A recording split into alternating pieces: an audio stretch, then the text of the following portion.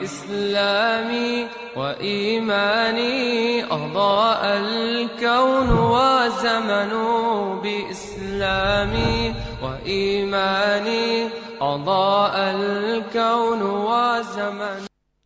الحمد لله الذي لا إله إلا هو الرحمن الرحيم وصل على محمد وعلى آله وأصحابه أجمعين. Muhterem Müslüman kıyırındaşlarımız, bulup mu muhterem Müslüman kız oğul yaşlarımız, bizdinki özümüz, ailemiz, cemiyetimizni ıslah kılış mesuliyetimiz bek igir. Bu mesuliyette bizden ilgiriki peygamberler, bulup mu peygamberimiz Muhammed sallallahu aleyhi ve sellem nihayet kattık igir kanlarını, callarını ve emeli tirişçallıqını bergen kardeşimiz. Şunun için Allah Subhanahu ve Taala'nın hidayeti, İslam dini bizning Şarkı Türkistan'dak ana aşo Irak chatdiki zimillagıcha haq hidayet etip bağın kardeşimiz.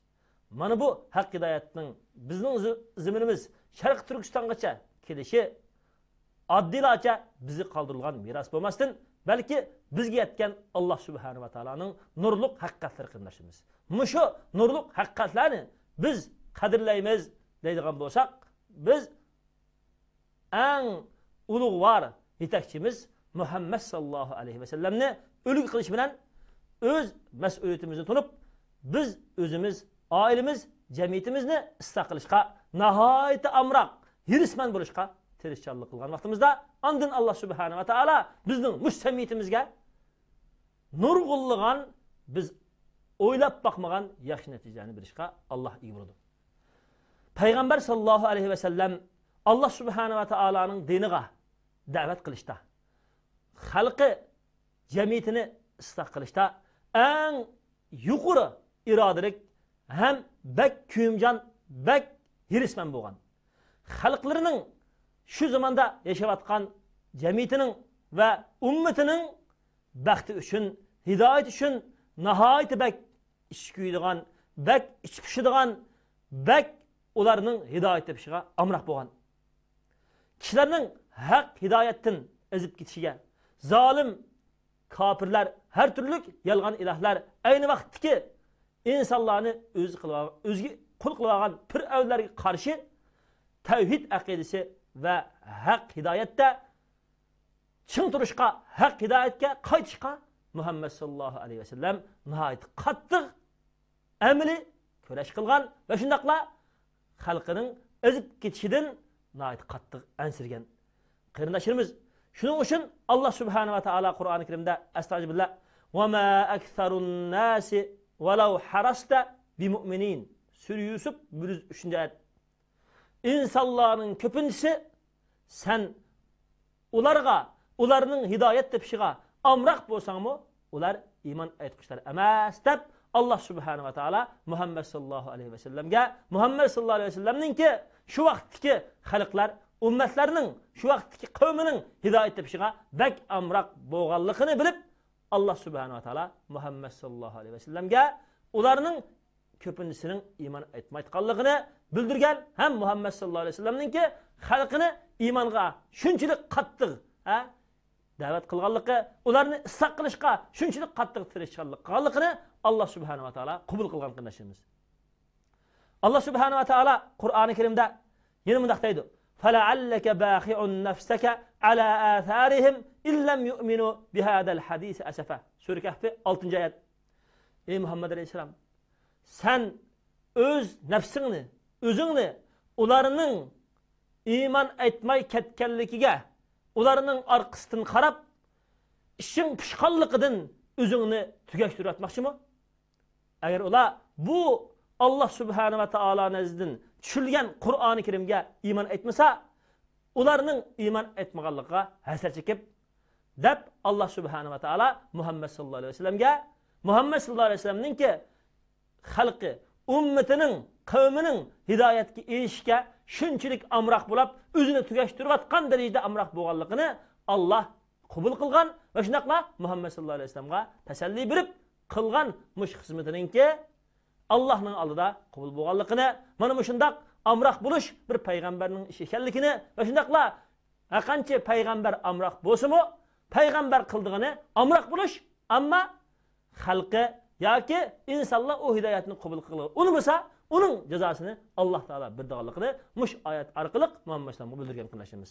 Demak, payg'ambarlar va payg'ambar alayhisalom xalqi qavmining islohatiga, yomonlikdan yaxshilikka o'zgarishiga, haq hidoyatga qaytib kelishiga mana shunday amroq bo'lgan. Shunga biz yashirimiz payg'ambarlarning izbosari degan gapni og'zimizni da'vo qildiganlar bo'lmasdan, mush payg'ambarlarga o'xshash xalqimizningki haqqa qaytib kelishni, Allohning chaqiriqini qabul qilishni, iymon, hidoyat ishida yashashni, o'zining erkinligi, ozodligi ishida yashab, ana shunday fir'on zolim kofirlarga qul bo'lmay haq huquqlari bilan yashashni ularga o'rgatishda biz qattiq tirishchilik qilishimiz, qurbonlik berishimiz, biz doim xalqimizdan, jamiyatimizdan og'rinib, ularga kesiliga, yenimi kasalning ziyoda bo'lishiga has qatmasdan, balki biz ularni yaxshilikqa qilishimiz, yaxshilikqa yetaklashimiz kerak.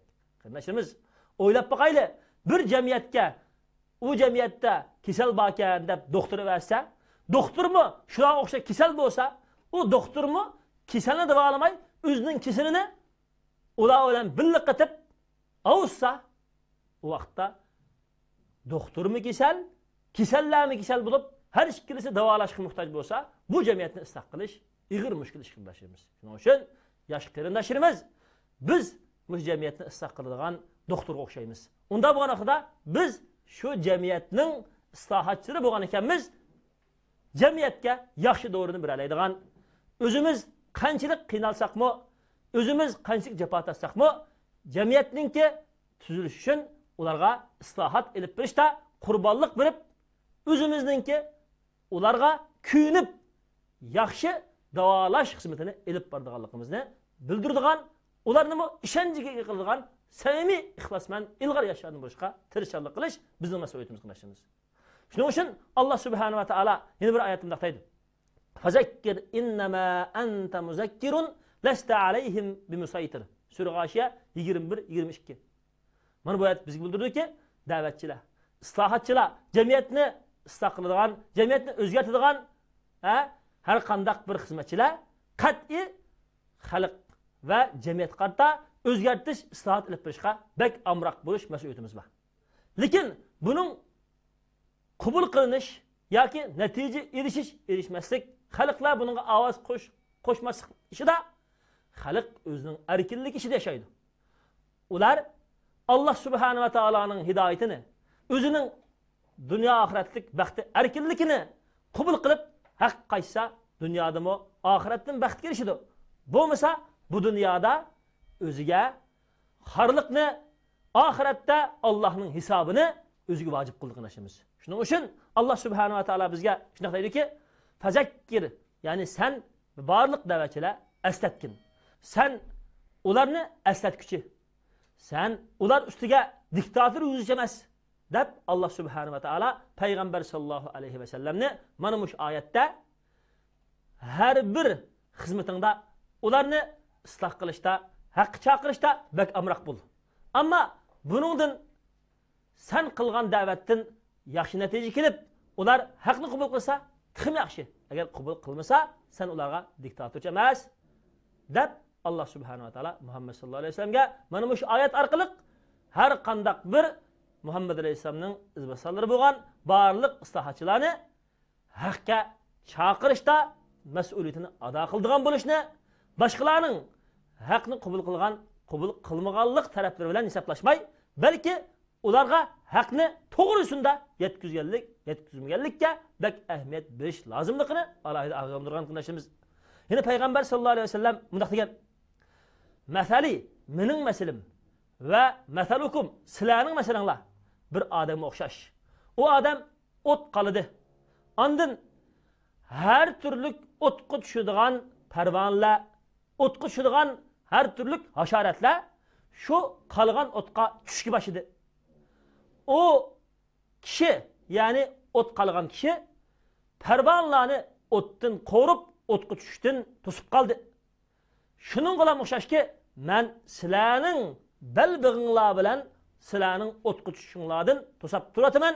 Sizlar mening qo'limdan o'tib o'zinglarni o'tqa do'zaxga tashlayotsizlar deb Muhammad sallallohu alayhi vasallam mana bu hadis orqali Allohning yo'liga islohot ilib berib da'vat qiladigan va haq hidoyatga, haq huquqqa chaqiradigan barliq dini siyosiy islohchilarning hammasini shundoq bir haqiqatga chaqirdiki, doim haq hidoyat bilan haq ilmiy bo'lgan yo'l va ilmiy bo'lgan ularga tushundirgan to'g'ri yo'l bilan ularningki fikrini, iddisini, tushanchisini, ularningki aqidasini bog'lab turib ozg'unlikqa tushib ketishdan ularni saqlash lozim ekanligini, ularni saqlash uchun qattiq qurbonlik berish lozim ekanligini mana shu hadis bizga ifodalab bergan narsamiz. Shuning uchun barliq islohotchilar atrofimizdagi musulmon qarindoshlarimizni, musulmon xalqimizni doim o'tga tushib ketishdan ularningki balvag'idan tutib turarligidek darajada kuchli tarbiya, kuchli islohotga ega bo'lishimiz bizning mas'uliyatimiz qilishimiz.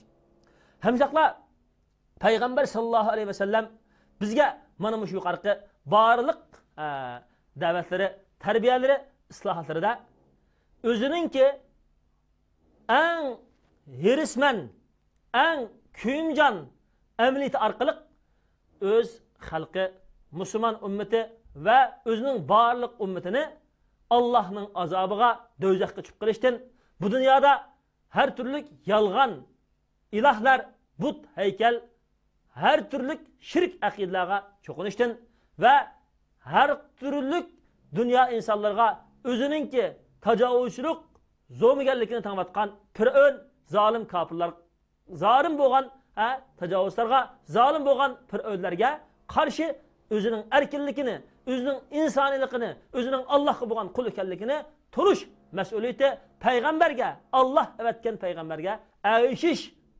mas'uliyati borligini, chunki payg'ambar Alloh avatgan osmon va zaminning egasi bo'lgan Allohning elchisi. Unda bo'lgandan keyin inson osmon va zaminning ishida yashab, osmon va zamindagi Alloh bergan ne'matni yegandikan, kimning chaqiriqini qabul qilishga eng haqliq, kim uningga chaqiriq avatishga eng haqlisa, Alloh uningga chaqirish qabul chaqiriq avatishga eng haqliq, Allohning elchisi ularga da'vat qilishga eng haqliq. U xalqlarmi Allohning gapini anglash, Alloh avatgan elchining gapini anglashi eng haqliq.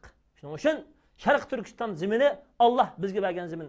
Sharq Turkiston musulmonlari Allah azat yaratgan musulmonlar. Sharq Turkiston musulmon xalqi Allah ularga erkinlik, davlat bergan xalq.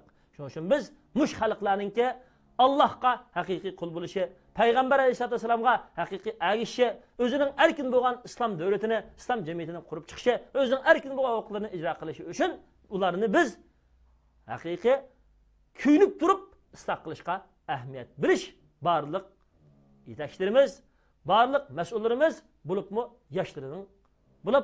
yoshlarimizning majburiyati. Va salli ala Muhammadin va ala alihi va ashabihi ajmain.